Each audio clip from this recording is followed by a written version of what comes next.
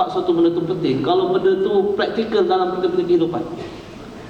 Kalau tak ada, kita akan anggap benda tu sebagai ritual. Itu sebab kenapa orang anggap Quran sebagai ritual ini. Sebab mereka tidak nampak kaitan Quran tu dalam mereka punya aktiviti tiap-tiap hari. Kenapa? Sebab mereka tak faham benda tu secara praktikal. Banyak orang kita faham Quran secara teoretikal. Kan teori macam kadang-kadang lah, contoh kita belajar masa kat sekolah dulu kan. Kita belajar di universiti. Kebanyakan kita belajar apa? Teori betul kan?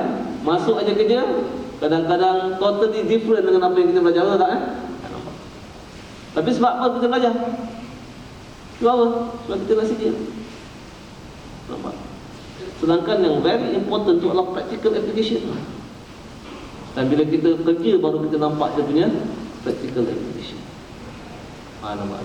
Jadi itu tuan, tu sebab Allah suruh kita faham benda ni. Tu sebab Allah suruh kita menghayati Al-Quran. Bukan setakat baca Baca, faham dan hayati dia. Faham dia secara praktikal supaya kita boleh apply dalam kita punya kehidupan kita.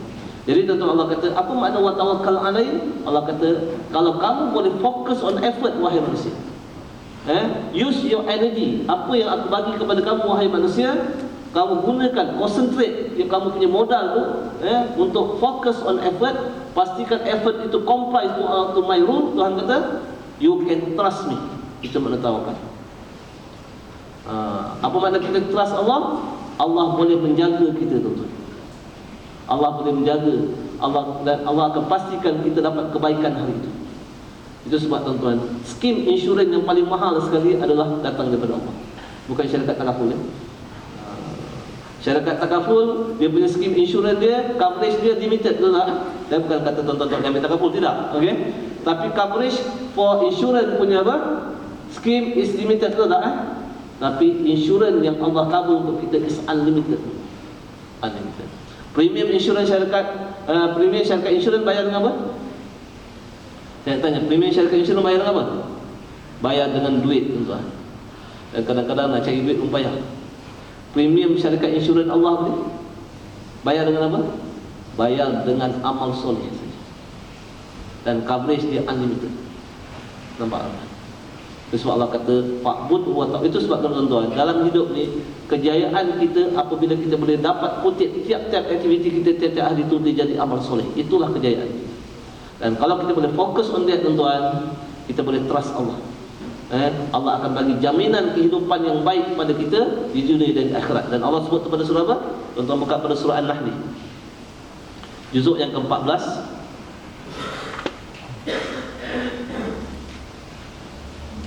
surah yang ke-16, ayat 97. Ini dia jaminan yang Allah akan bagi kalau kita boleh fokus on effort. Okey,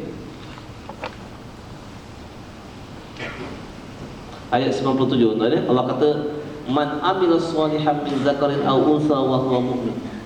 Siapa yang melakukan amal soleh. Apa tu amal soleh, tuan-tuan? Amal soleh ini syarat dia dua. Pertama, ikhlas. Yang kedua, ikut peraturan Al-Quran dan Sunnah. Takwa tu maknanya amal soleh. Maksud takwa adalah amal soleh. Okey, semua aktiviti kita yang kita buat mengikut peraturan Al-Quran dan Sunnah.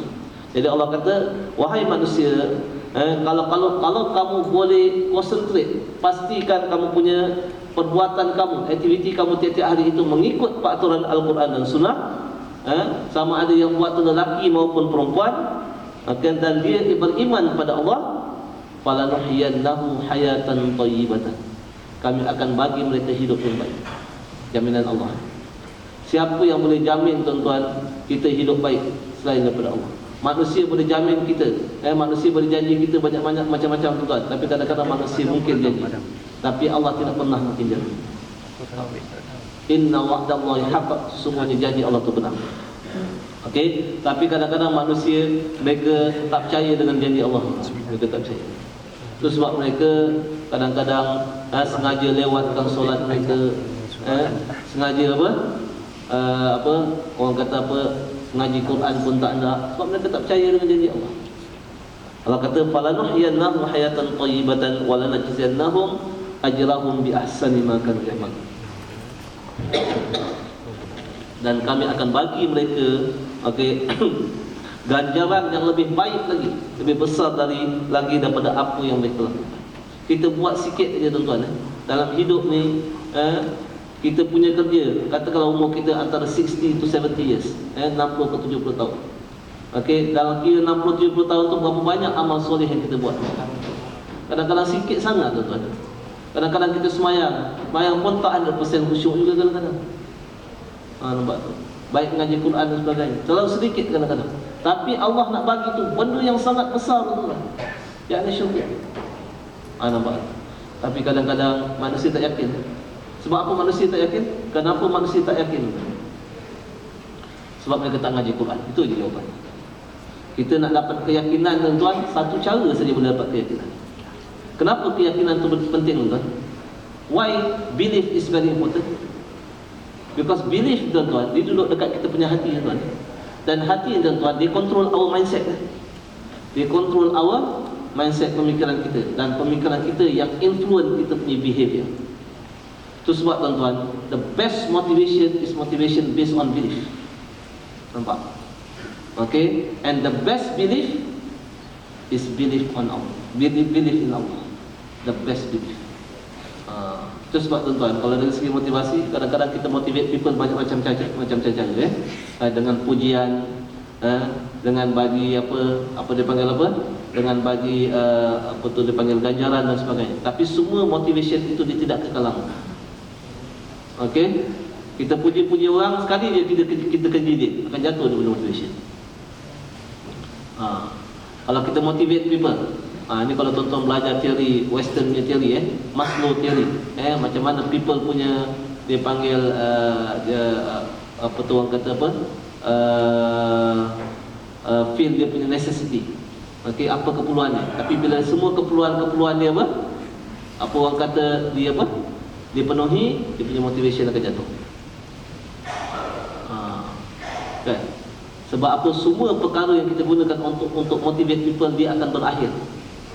Kecuali ada satu benda je yang tidak berakhir. Apa dia? Allah Subhanahu Wa Taala. Itu sebab Allah Taala kata, kullu syai'in halikun illa wajhah. Semua perkara akan hancur kecuali Allah sahaja. Jadi kalau kita basekan kita punya motivation ni based on belief, and the belief is belief in Allah, meaning that our motivation will be akan orang kata berterusan selama-lamanya. Itu sebab kenapa kita kena train people based on the motivation based on belief. Okey.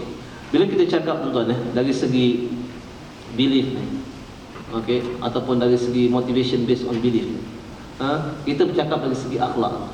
Kalau saya tanya tuan-tuan dan puan, akhlak ni, apa tu akhlak? Apa tu akhlak yang baik? What is the best behavior? Akhlak ni is behavior. What is the best behavior? What is behavior? Okay. Pertama sekali, what is behavior?